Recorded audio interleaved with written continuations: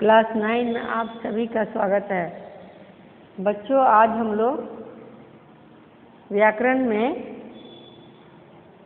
एक नई चीज़ सीखेंगे। 8 में शायद आप लोगों ने नहीं सीखा था। ये है संवाद लेखन। तो चलिए देखते हैं संवाद लेखन क्या है। किसी भी विषय पर जब दो व्यक्ति आपस में बातचीत करते हैं तो उस बातचीत को संवाद कहा जाता है। प्रभावशाली संवाद लेखन भी एक कला है। संवाद लेखन करते समय निम्नलिखित बातों को ध्यान में रखना चाहिए। नीचे देखिए, क नंबर में संवाद दिए गए विषय से संबंधित होने चाहिए। ख में भाषा सरल, सहज और भावानुकूल होनी चाहिए। ग संवाद छोटे, सरल और रोचक होने चाहिए। घ संवाद पात्रों के अनुकूल होने चाहिए। अंग संवाद को रोचक बनाने के लिए हास्य, व्यंग आदि का पुट होना चाहिए। च संवाद को स्पष्ट करने के लिए बीच बीच में उचित संबोधनों का प्रयोग करना चाहिए। और अंत में 6 नंबर में है संवादों को लिखते समय उपयुक्त विराम चिन्हों का प्रयोग करना चाहिए। विराम चिन्हों जैसे पूर्ण विराम, अल्प विराम, अर्ध विराम, कॉमा आदि का प्रयोग होना चाहिए। तभी पता चलेगा कि कोई बात पूछी जा रही है, कि सुनाई जा रही है, या आश्चर्य व्यक्त किया जा रहा है। बिना विराम चिन्ह का नहीं स्पष्ट होता है। बोलने और लिखने में बच्चों अंतर होता है, तो लिखते समय इन सब बातों का ध्यान देना आवश्यक है। तो एक एग्जाम्पल चलिए अभी सामने हम लोग देखते हैं। नंबर 1 में योग के लाभ बताते हुए दो मित्रों के बीच संवाद। देखिए, दोनों मित्र में एक मित्र का नाम है शाश्वत और दूसरे का नाम है साहिल। शाश्वत कहता है कि मित्र सुबह सुबह कहाँ से आ रहे हो? साहिल, मैं प्राणायाम करके आ रहा हूँ। शाश्वत, अच्छा, यह तो बहुत अच्छी बात है। साहिल, मेरी अध्यापिका ने कहा था कि हम सभी को प्रतिदिन योग करना चाहिए। शाश्वत, मित्र, योग से क्या लाभ है? साहिल, इसके करने से हमारा शरीर, मन और मस्तिष्क स्वस्थ रहते हैं। इसके अतिरिक्त हमारा शरीर शक्तिशाली बनता है।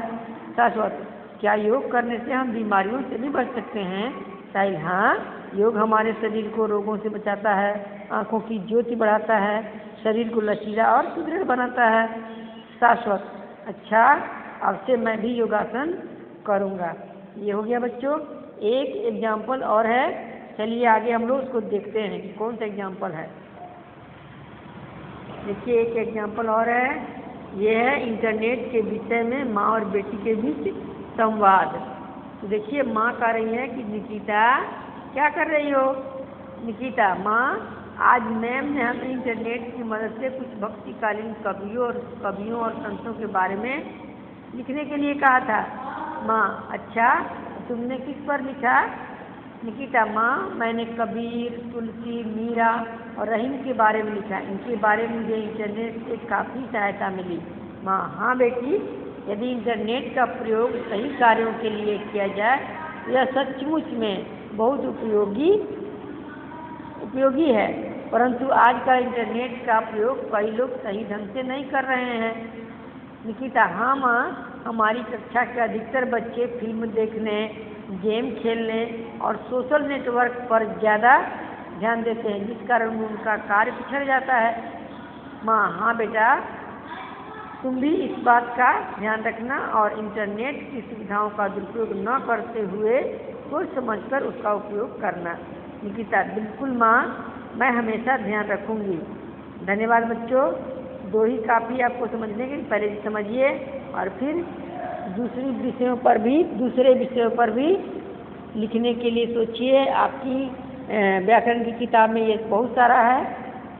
मैंने आपको केवल ये उदाहरण के तौर पर दिया है कि इसी तरह से संवाद लिखा जाता है।